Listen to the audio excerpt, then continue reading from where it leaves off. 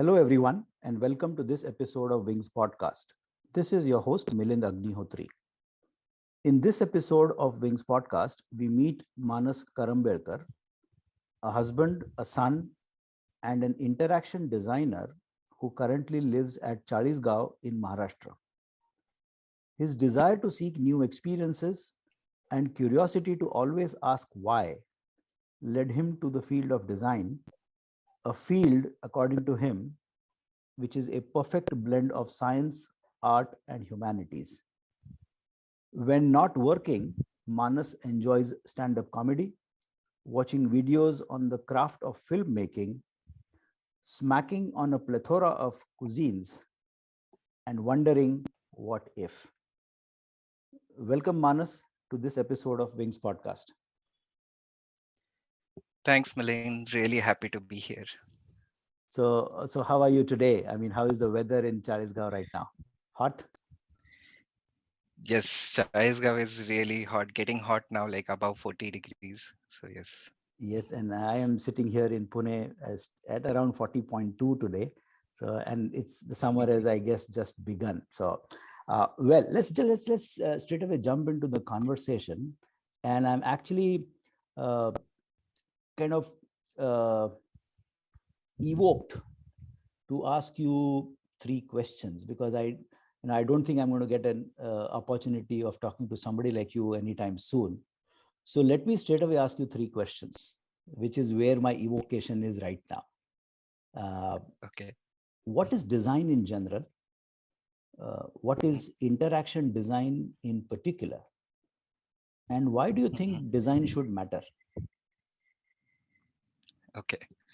Yeah, really big and difficult questions that people still haven't sort of solved.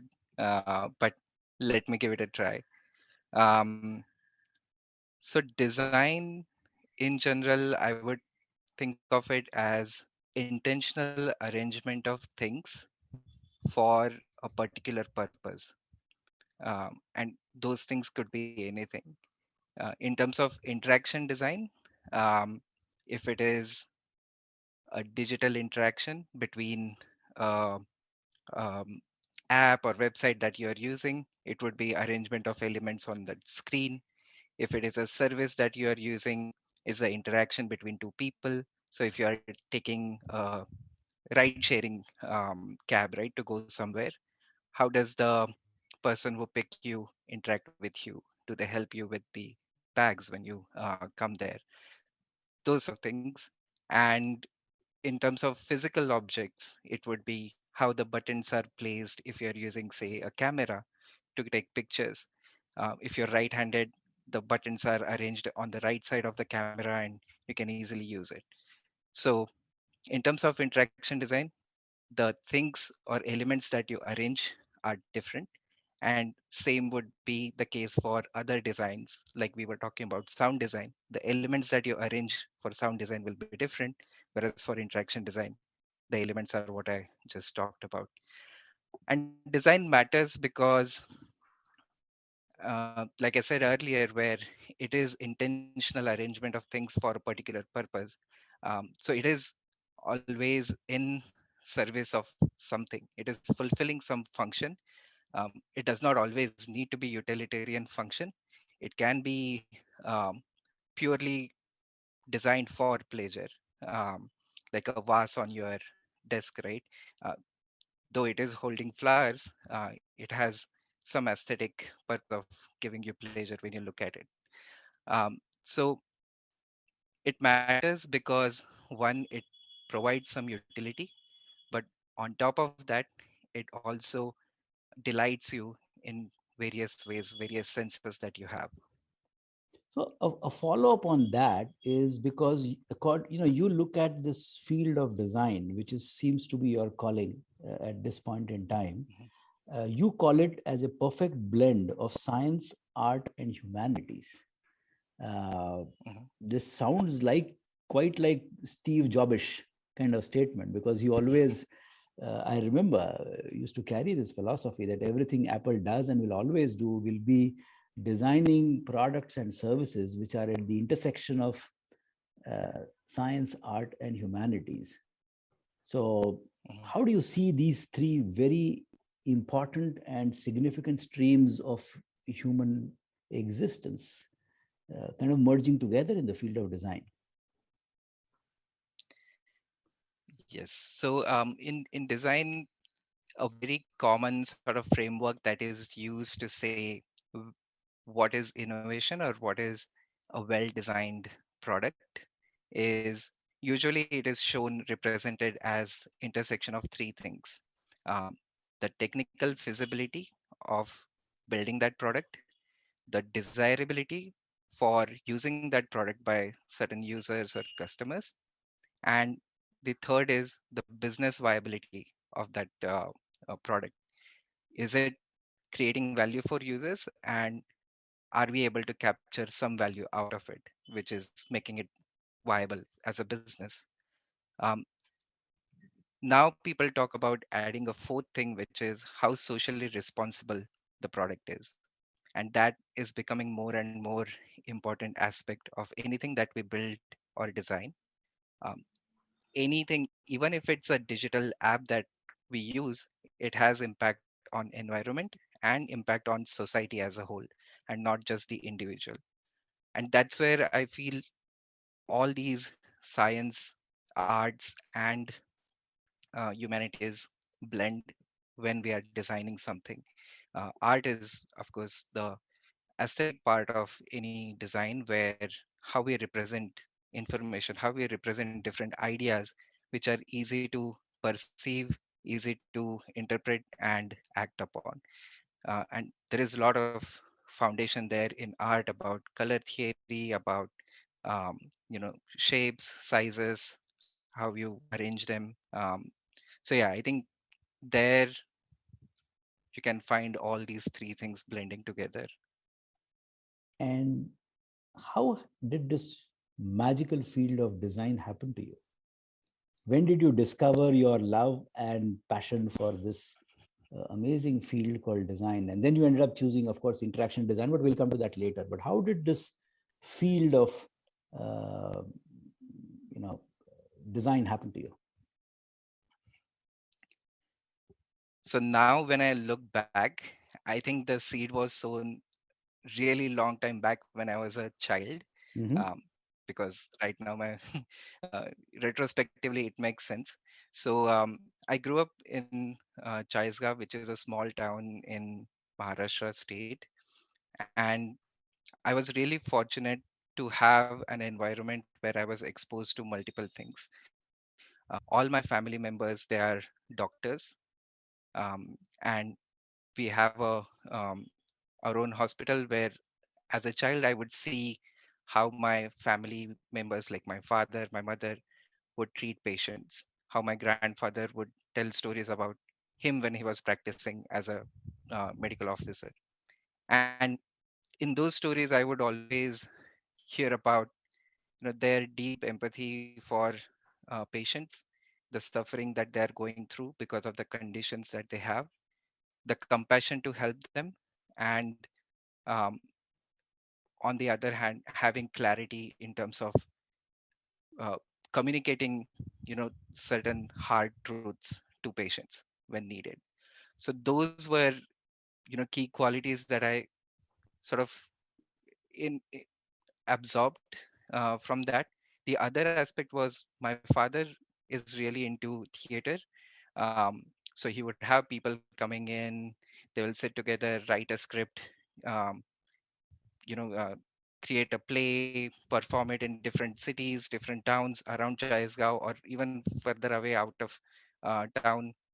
And I had started participating in that, where I would play certain small roles as a kid, or I would handle the music in some of the plays, or I would handle the backstage where setting up the um, set and everything. And that brought me closer to the creation process of it. How do you represent different ideas through communication, or when you are acting a character, you need to really go deep into how that person would think, what is their current context, and how would they respond to certain situations. So those built my sort of skill of empathizing with people as well, and the How old were communication you part of then? it. How old were you then? So when I was practicing in theater, I think it was all before I was 10 years old when I was in Chalisgaon. Um, So for a and I 10-year-old, remember, old, you know, pardon my saying this, but words like empathy and compassion are big words. So I don't know, was this a conscious understanding and experience, or was it an unconscious understanding and experience that was kind of left on you because of the work that you did in the hospital in terms of observing what's happening there, or helping your father um, yeah, in his theater work?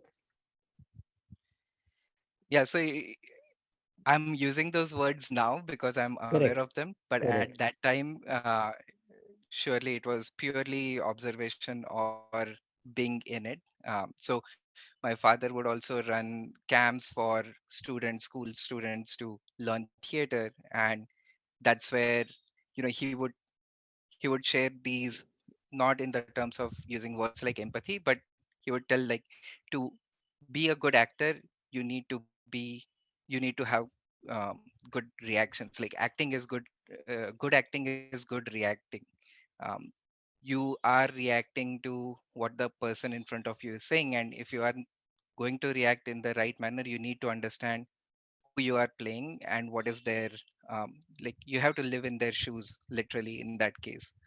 um, and at that time I was also exposed to some of the plays which I'm sure I did not understand, like Surya Pahilela Manus, or some of the Shakespeare Oh, these are recordings I would watch from BBC.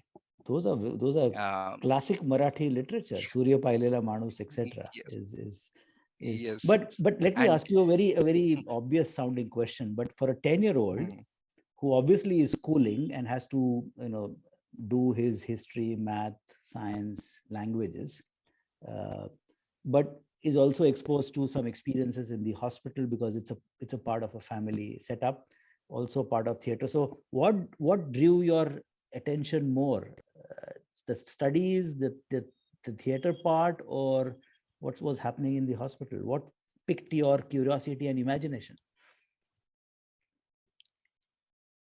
I would say theater the most. And studies I was not really interested in since childhood, though I was a good performer in studies, not the top performer, but decent enough. But that was never a focus for me. Like, from my early childhood, I decided that though all of my family is doctors, I'll not be a doctor or engineer, because I don't have patience to read so much. The books that I saw my brother was studying for medicine, I could never imagine studying that much. I was more into doing things with my hands, trying things, failing, breaking things, to see, you know, what happens at the end, not with any sort of goal in mind. And theater seemed also a similar sort of process where you try different things and see what works, what gets reaction, the right reaction that you're looking for. And the other reason there was also because my father was so interested in theater, but he is in profession of being a doctor. He had to take out time in the middle of nights. He would sit through night to write or direct a play. The practice would start at 11 in the night, go till morning, and I would also sit there, you know, fall asleep, but just absorb whatever I can. And then I felt that if I can find something which actually matches my interest, if I can make my hobby a profession, I'm doing it all the time and I don't need to take out a separate time. Not that he does not enjoy being a doctor, but it becomes challenging for him. At least I felt that it was challenging for him to manage both these things. No, no, blessed are those, I And that, think, and probably a father could be one such person who is able to live two very rich lives. One is as a medical practitioner, as a doctor, in service of mm, people who are not physically and mentally well, but at the same time working on theater. But life, I think, took you out of Chalisgaon pretty early in your childhood, right? I mean, you had to leave home, and Yes, some different experiences were waiting for you, where you started living independently. You were telling me. yes, So how did that yes. unfold? So yes. So again, it was because of my curiosity that won't let me be where I was. I thought Chaisgaon is a small town, which I had, though I won't say that I had explored completely, but because the people visiting us from outside for theater, for medicine, whatever the reasons, um, I would get small glimpses of world outside of Charisgaon. And when I was coming around of um, age 8 9, I saw that my brother actually moved to Pune to study in Nan Prabhutini for his middle school, and I was so fascinated by that. I would go visit him in school, um, go around the school, visit everybody in hostel, and it just I just followed his steps. I wanted to go there, study in that school, just looking at the building, looking at the people there. um, I demanded, my parents said I want to go there. It wasn't something that they decided for me. Was your And brother a hero at that time for you? yes, yes, totally. And even today, his written notes, like he would synthesize chapters into one single A4 sheet, Beautiful. and write it in really small writing, but really legible, clear writing. Hmm. So the entire book will be compressed into 15 or 20 pages that he would study, and those are still there. I hear in school and showed to others as a good example of how you take notes. So did you also Um, become so a I hostel student? I mean, living alone, uh, following your brother's footsteps? yes, yes. So I was fortunate enough to get into Nan Prabhutini, and we had the hostel right next to the school building, and it was a small hostel. We were just 20 students, and I lived there for 6 years, from my 5th to 10th standard. Oh, okay. Okay. So which is like age 10 to 15, probably. Yes, yes. Very, very young. So how was life at Nyan Prabodhini in Pune? What was a typical day like for you then? A typical day would start really early, around 6:30, 7ish, or even before that. And um, we the entire group will go to the school terrace, where we would play some games, do some sports, just some activity in the morning, come back, have our breakfast, which was uh, a glass of milk and maybe 3 4 biscuits. Then start studying in the morning from around 8 to 10. Our school was at 10:30 in the Hmm. morning, so those 2 hours um, we'll get for studying. And while we are studying, we'll take turns to take shower, take bath. So because we were 20 people, we just had three bathrooms. Hmm. Somebody would have a responsibility to arrange and manage who will take bath when, and so on. Then have lunch at around 10. It was, maybe we'll call it brunch now, before the school. Again, somebody would have responsibility to serve food to everyone, then clear out the dining area after everybody's done. And yeah, school would be usually from 10:30 to 5. We'll have 2 breaks in between, and in the evening we'll go to a playground to do sports like kabaddi, kho and volleyball, and come back in the evening, have dinner, study again for 2 hours, and go to bed around 9:30 or 10ish, I would say. So that Yeah. sounds like a fairly, a life which is a very well defined structure and order. I don't know Yes. whether the influences of structure and order continued in your life thereafter and even now, in terms of being disciplined and regimented and uh, of in pursuit of a task.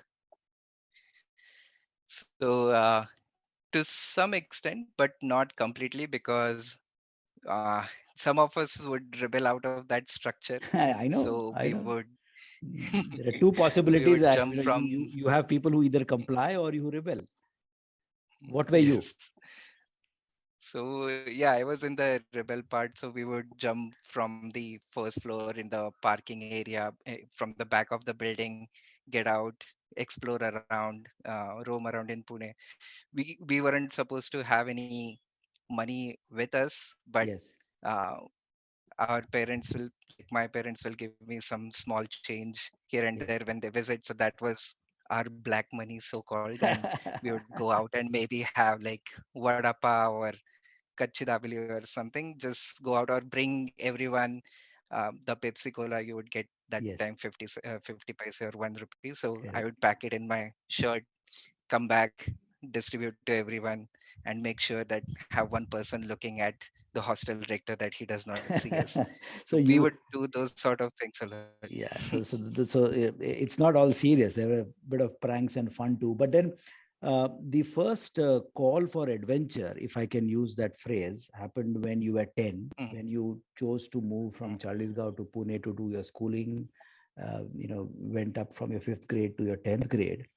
And mm. I believe there were other call for adventures waiting for you in lands which were quite far away.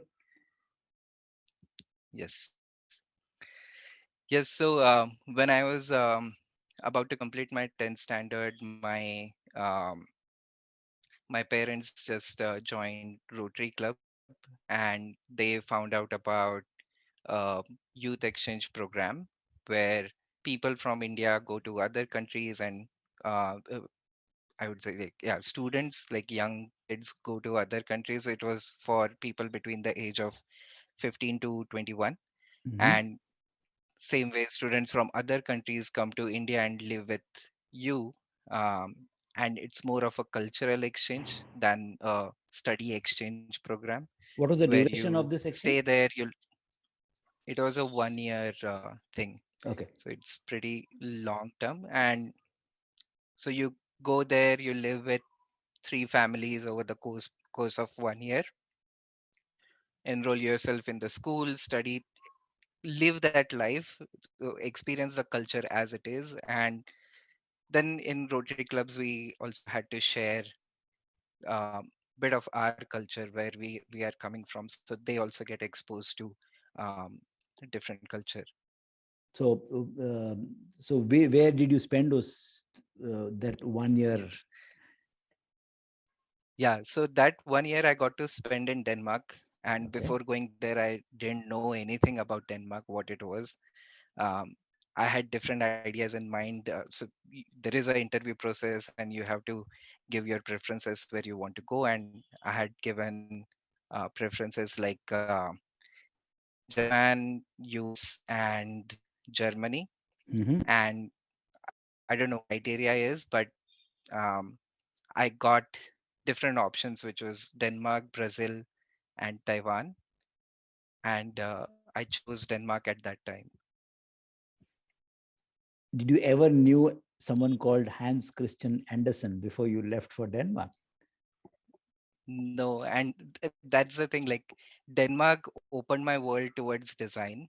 When I Okay. went there, the architecture, the industrial design, interior design, everything just, like, opened my eyes towards design. And that's where, it got solidified for me that I'm going to pursue design as a career.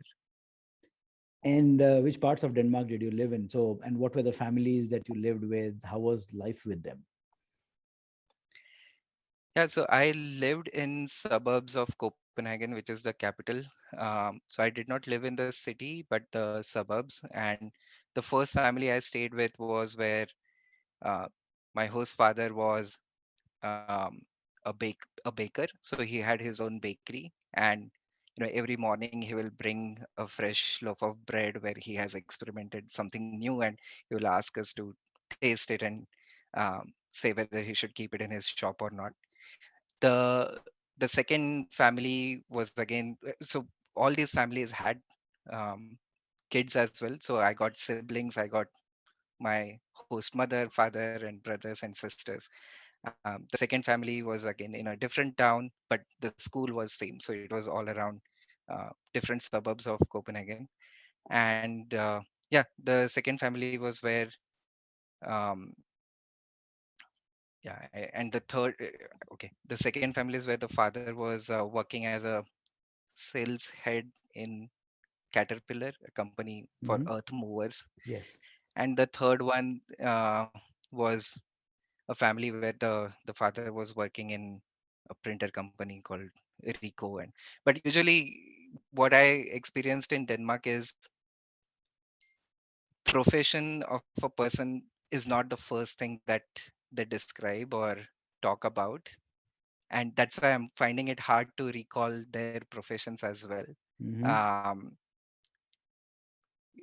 Denmark is called a socialist country. There is debate about that whether it is socialist or capitalist, but overall people's attitude toward work and profession or earning money is very different than what people perceive to be as a Western culture or Western norm. What is different about it? So um, people in Denmark usually are not as ambitious in terms of business or being capitalist. And again, I'm generalizing. Sure. It's not true for everyone, but Sure. um, so Denmark has even now why people call it as a socialist country is because there are high taxes, but all those are used towards giving benefit to people, and there is no huge discrepancy between classes. Yes. But the background there, and it is a deep rooted cultural thing for Denmark, is there is something called as Yante's laws, Hmm. which people know, and there are 10 laws. But in a gist, it is more like, you should not think of yourself as something important. You should not think that people care for you. You should not think that you are better than us or smarter than us. You should not laugh at us. Overall, the culture is of not showing off, not aspiring to be better than others, not being competitive, but more of living together as a community. And that is sort of embodied in one term, which is called yuga. And there are books written on just this one term, but yuga essentially is spending time doing nothing, spending time together doing nothing. And that's what Danish people really enjoy. They go to work just to sustain, but they live to spend time together doing nothing with family and other people. So I presume nothing doesn't mean absolutely nothing, nothing. There are these, um, I would like to believe, a very different level of consciousness, which probably may be alluded over here. But I think let's not go there because that would be a topic in itself. But then, Okay. what was the big influence of the Danish experience that you had, which made you choose to be a design professional? And then how has it then kind of shaped you into an interaction designer that you are today? Mhm. So one thing, maybe not specific to Danish experience as such, but because I was there and there were similar 60 other students coming from different countries across the world, I got to meet them and travel with them across Europe as a trip together in a bus.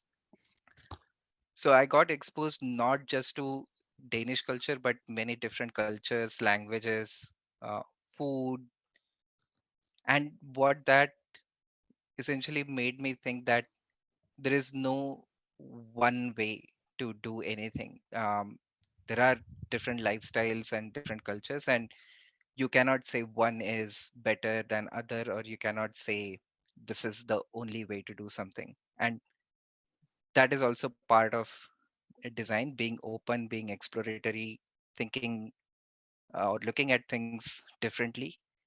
But specifically, if we talk about Danish experience, you spoke about Hans Christian Andersen. Of course, he was a great author, and we have even like Marathi poems based on his stories. He's been translated But into so many languages. yes, yes. But yeah, other than Hans Christian Andersen, there are many great designers from Denmark that I got to know. And usually, like any great designer is the one who has some chair designed.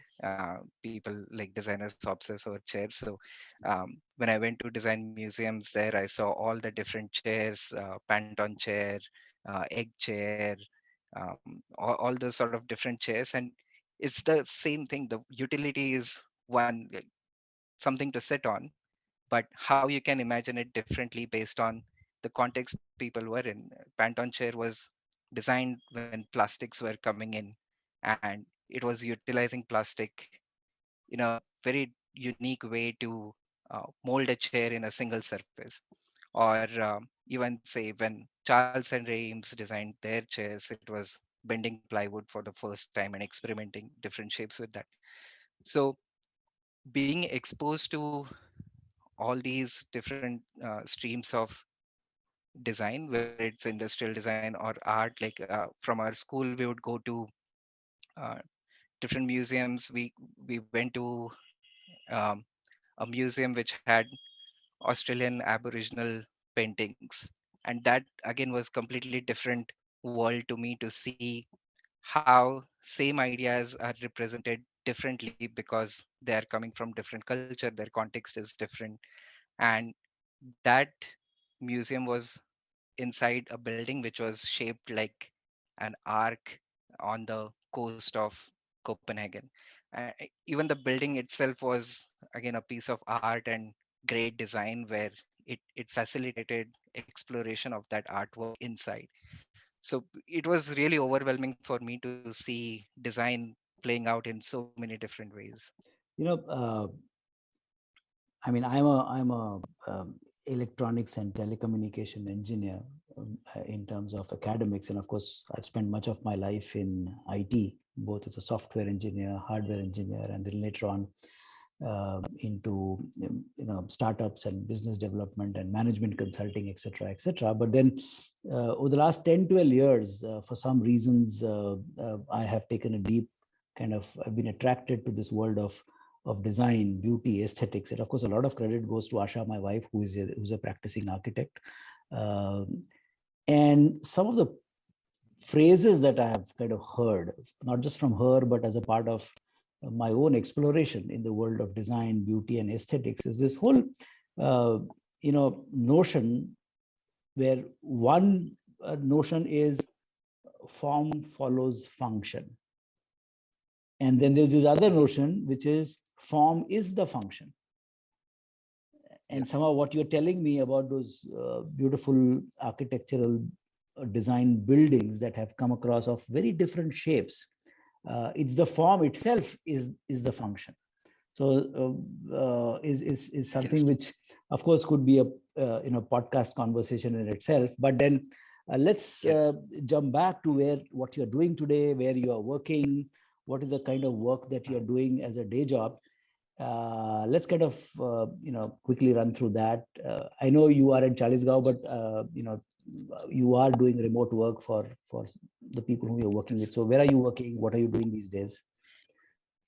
Yes. So currently, I'm working as an interaction designer at Google. My work location is Bangalore, but right now I'm working from home. And here, essentially, I design the platforms that we use to power Google Store online and offline. Mhm. So we have the store where people can buy latest Google hardware, and we now recently launched a physical store in New York. So I design platforms that power these different channels where we sell our products. Um, and before this, I have also worked in healthcare, designing patient experiences, worked at Amazon designing multiple screen, like cross screen experiences for surfaces like Fire TV, Fire tablet, things like those. Wonderful, wonderful. And I'm sure that is something which obviously would be very, very exciting work. But then in this journey, you know, from one you became two, and I Yes. think the family size also grew, right? So how has that part of your the personal life of Manas Karambelkar got shaped up? I mean, Yes. Yes. So yeah, like anybody else here in India, when it came, when I became like of age 25, 26, people like relatives or family, they naturally start asking about शादी कब uh, करोगे?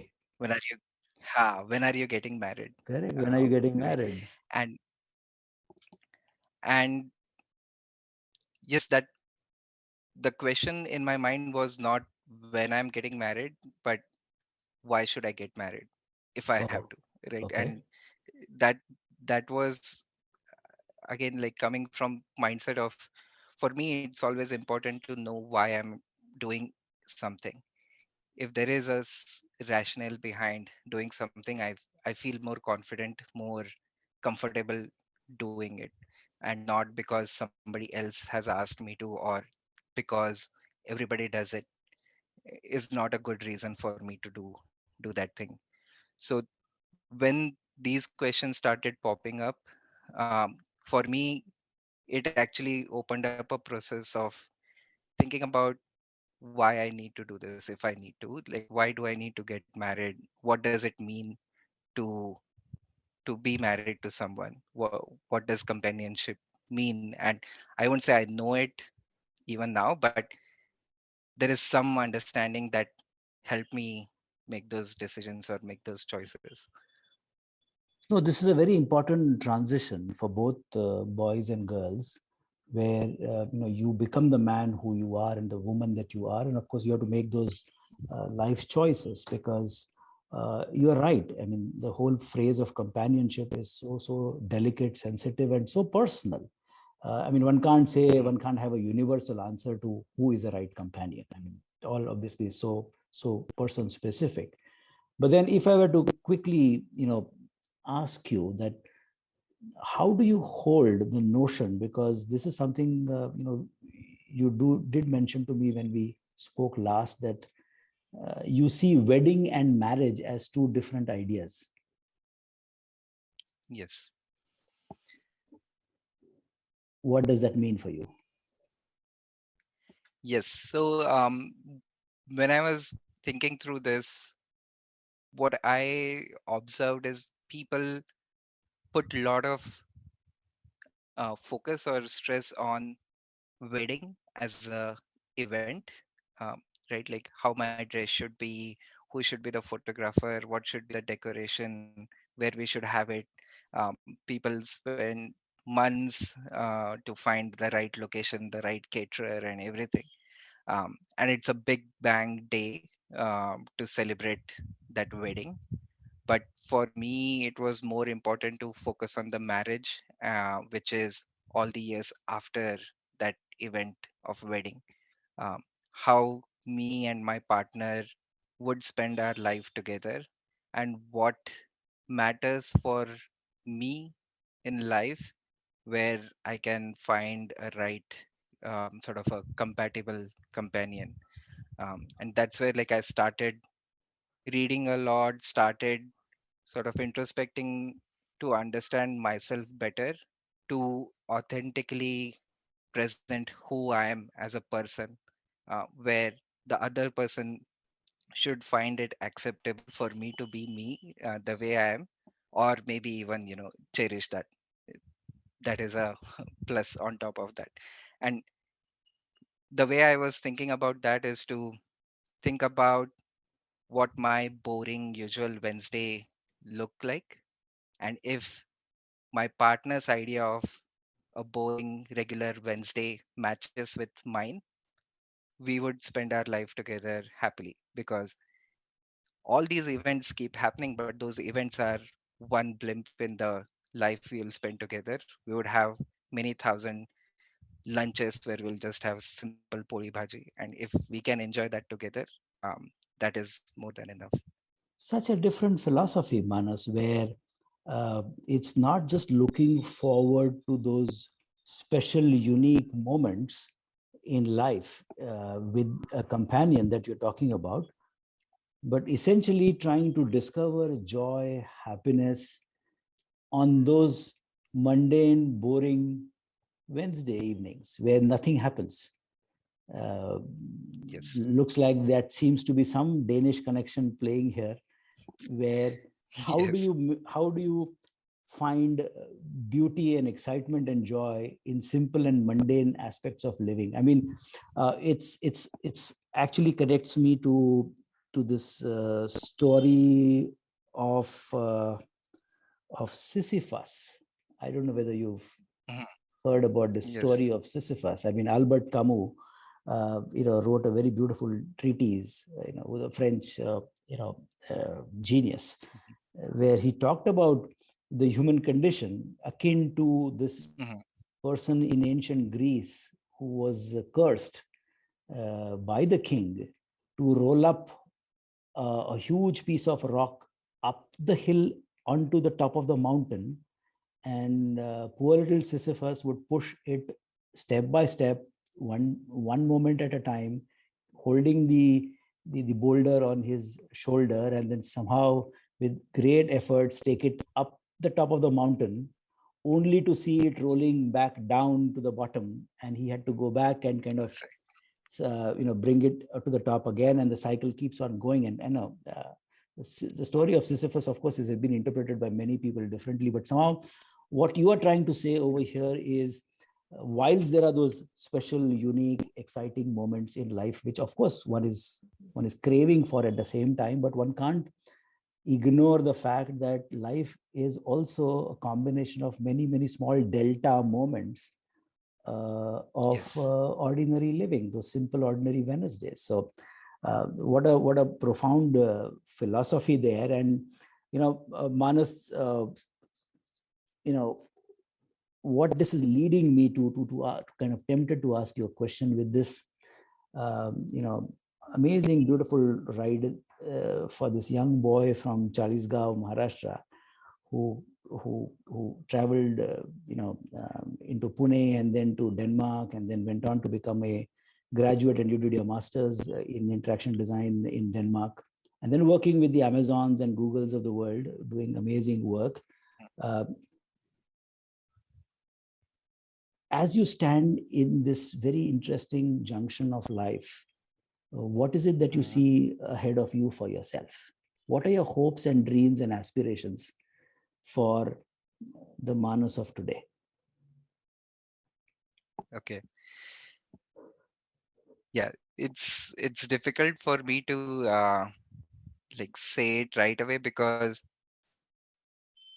contrary to what is sort of said always, that you have a vision, you have a plan, where you see yourself after 5 years. I actually don't create any plans. I don't set any goals. I What I have observed over a period of time is, no matter what plans I create, no matter what goals I set for next 5 years, 10 years, whatever, um, things change. Me as a person, I have changed after 1 year, 2 year, 5 years, and uh, I I like to leave it open to find to come across opportunities that are tempting and take those opportunities.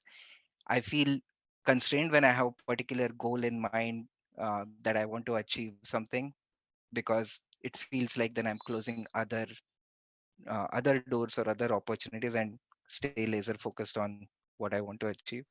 So from that perspective, I don't have any specific hopes, dreams, or goals as such. Um, it is just being able to do good work, being able to contribute to society in whatever way I can, and having enough time and space to spend that with family or people that I care about. Yeah, I think that's just what I look forward to. So beautifully said, Manas, because somehow it seems to build a picture about you in my mind as a person who's not choosing to oscillate between the memories of the past or the expectations of the future, but somehow making each moment count and build your day moment to moment from one Wednesday to the other Wednesday, and make the series of ordinary events come together into one grand design, which would eventually look extraordinary and so beautiful. So, uh, thank you so much for sharing so much about yourself, not just about the work that you do, but some of the personal philosophies that you hold about of being who you are and the life that you are living or you wish to live. So thank you very much. And this has been a very different kind of a conversation for me. So thank you for creating and designing or maybe making this experience for me. But as we are ending this conversation, what are you left with, or what is this conversation leaving you with, is something that I would love to hear. Yeah, I'm feeling really sort of relaxed because it was such a good conversation. And I feel when there is so much content to consume out there, sometimes these stories that I've been listening to your podcast, all other episodes as well, and these stories get lost. We sort of forget asking each other what their story is, and there is a lot to just learn and hear from others' perspective. I remember as a kid, I would ask my grandparents, how was your childhood? Or like when there were no phones, where there were no communication, anything, like how would you even travel from such long distances, where my grandmother was from Karnataka and my grandfather was from here in Konkan, and then them moving to Maharashtra. So yeah, I think with so much content out there, it becomes difficult to hear each other. Uh, so I'm really happy that you are doing this, and I'm able to listen to other stories as well. No, I mean, your story is as rich, as beautiful as any other stories could be, because the whole idea of the Wings podcast is to bring these very simple stories of people, like you and like me, like others, and celebrate who we are, uh, and not, be a judge of anything, and essentially try and see if one can live the principles of acceptance, uh, and being with in gratitude, in terms of what we have, as they, one of my personal uh, you know lines of philosophy that I hold dear, very close to my heart, which is this line in Marathi, which is ठेविले अनंती तैसे चिरावे, Hmm. चित्ती असावे समाधान. It's a two-liner from Santa Tukaram, which essentially talks Yes. about uh, enjoy and accept the life that you have been given and make it good and make it count, Yes. and be content and happy. And that's where I see resonating a lot with you, Manas. At some level, I think there is something that you and I uh, hold in common, is what I see. But that we will keep aside when we get to meet each other. So let's Yes. plan for that conversation. Happy to have you and your wife come over to our home for lunch or dinner whenever next time you are in Pune. You are most welcome. So Definitely. so thank you once again, and take care. Be safe, and good luck to in everything that you do. Thank you. Thank you so much. Bye bye. Bye. Thank you for your time today, my dear listeners.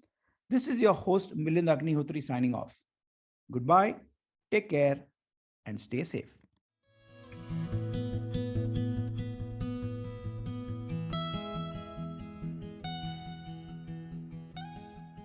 This podcast is for general information purposes only and should not be considered as a piece of any professional advice.